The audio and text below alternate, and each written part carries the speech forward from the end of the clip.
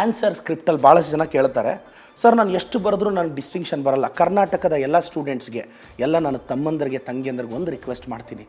ನನ್ನ ತಾಯಿ ಕಾಟನ್ ಸೀರೆಯಲ್ಲೂ ಚೆನ್ನಾಗಿರ್ತಾಳೆ, ಆದರೆ ಮದುವೆಗೆ ಯಾಕೆ ರೇಷ್ಮೆ ಸೀರೆ ಕಟ್ಕೊಂಡು ಹೋಗ್ತಾಳೆ ಗೊತ್ತಾ ಮೇಡಮ್?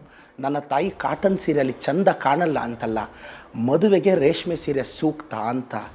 ಇವ್ರು ಬರಿತಾ ಇರೋ ಆನ್ಸರು ಕರೆಕ್ಟಾಗಿಲ್ಲ ಅಂತ ನಾನು ಹೇಳ್ತಿಲ್ಲ. ಎಕ್ಸಾಮಿನೇಷನ್ ರಿಕ್ವೈರ್ಮೆಂಟ್ನ ಫುಲ್ಫಿಲ್ ಮಾಡಬೇಕು. ಸ್ಕೀಮ್ ಆಫ್ ಎವ್ಯಾಲ್ಯೂಟರ್ಗೆ ಇದು ಹಿಂಗೆ ಬರೆದಿದ್ರೆ 5 ಮಾರ್ಕ್ಸ್ ಕೊಡಿ ಅಂತಾರೆ. ಇವ್ರು ಇರೋದೆಲ್ಲ ತುಂಬಿಸಿ 1 ಮಾರ್ಕ್ 2 ಮಾರ್ಕ್ಸ್ಗೆ ನೆಸಿಟಿ ಇರೋದು ಮಿಸ್ ಆಗಿ 5 ಮಾರ್ಕ್ಸ್ಗೆ 4 ಮಾರ್ಕ್ಸ್ಗೆ 2 3 ತೊಗೊತಾರೆ. That should not happen. Confident ಆಗಿರಿ, ಧೈರ್ಯವಾಗಿರಿ. ಈಗ SSLC ಸ್ಟೂಡೆಂಟ್ಸು PUC ಸ್ಟೂಡೆಂಟ್ಸ್ ನೋಡ್ತಿದ್ದೀರಾ, ಮಗ ನಿಮ್ಮನ್ನು ಸೋಲ್ಸೋ ತಾಕತ್ತು ಒಬ್ಬನಿಗಿದೆ. ಅವನ ಹೆಸರು ಹೇಳ್ತೀನಿ ಕೇಳಿಸ್ಕೊ. ಈ ಪ್ರೋಗ್ರಾಮ್ ಮುಗಿದ ಮೇಲೆ ನಿಮ್ಮ ಮನೆ ರೂಮಲ್ಲೋ ಹಾಲಲ್ಲೋ ಮಿರರ್ ಇರ್ತಲ್ಲ, ಆ ಮಿರರಲ್ಲಿ ಹೋಗಿ ಒಂದು ಸಲ ನೋಡ್ಕೊ. ಅದರಲ್ಲೊಬ್ಬ ಕಾಣಿಸ್ತಾನೆ ಗುರು, ಅವ್ನು ಟ್ರೈ ಮಾಡ್ಬೇಕಷ್ಟೇ ನಿನ್ನನ್ನು ಸೋಲ್ಸೋಕೆ, ಇನ್ಯಾರ ಕೈಯಲ್ಲೂ ಆಗಲ್ಲ.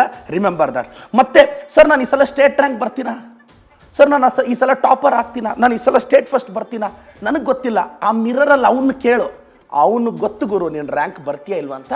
ಬಿ ಪಾಸಿಟಿವ್, ತಲೆಗೆ ಎಡ್ಸ್ಕೋಬೇಡ. ಮೇಡಮ್ ಕೆಟ್ಟೋಗಿರೋ ವಾಲ್ ಕ್ಲಾಕೆ ದಿನಕ್ಕೆ 2 ಸಲ ಕರೆಕ್ಟಾಗಿ ಟೈಮ್ ತೋರಿಸುತ್ತೆ. ನಮಗೇನಾಗಿದೆ?